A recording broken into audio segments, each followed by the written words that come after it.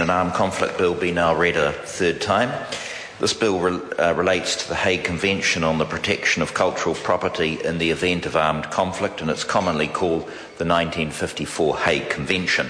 New Zealand ratified the convention on 24 July 2008, but of course legislation is required before New Zealand can accede to the convention and its two protocols.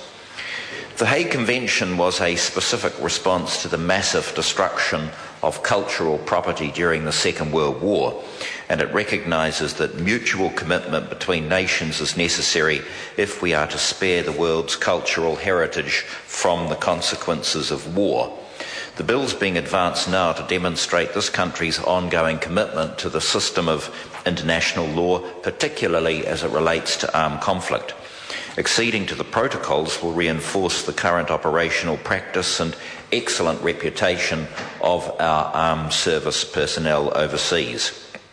And it will also enhance this country's participation in the system of international instruments designed to protect and enhance cultural activity. Mr. Speaker, I'll just say one or two things about each of the parts of the bill.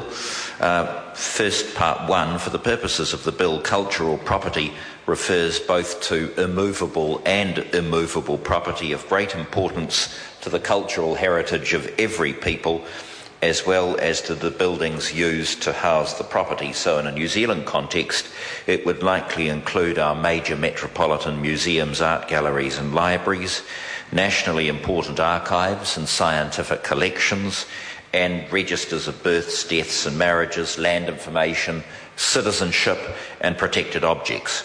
Category 1 historic places and registered wāhi tapu are also likely to be included, along with the list of national historic landmarks currently being considered by the government.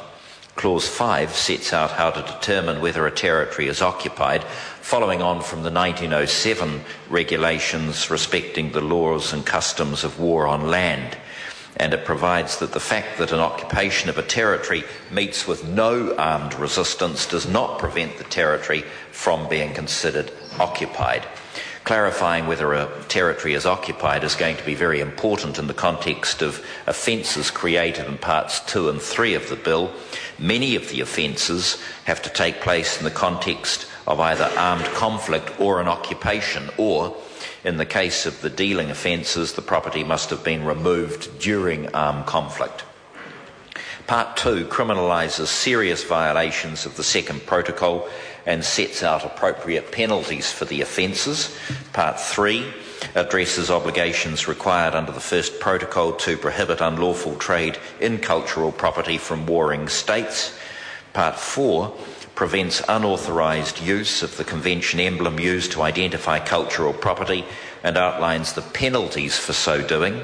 This provision was not required by the convention or its protocols, but is nonetheless considered to be a sensible provision to include in the bill.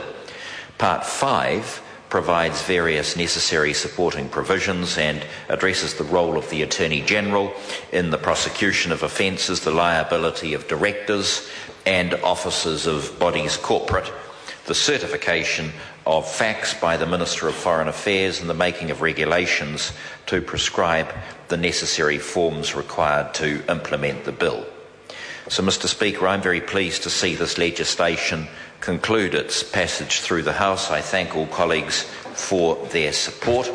In supporting the bill, they're reinforcing this country's commitment to other international agreements to prevent the illegal export or import of important cultural artefacts, such as the UNESCO Convention on the means of prohibiting and preventing the illicit import, export and transfer of ownership of cultural property.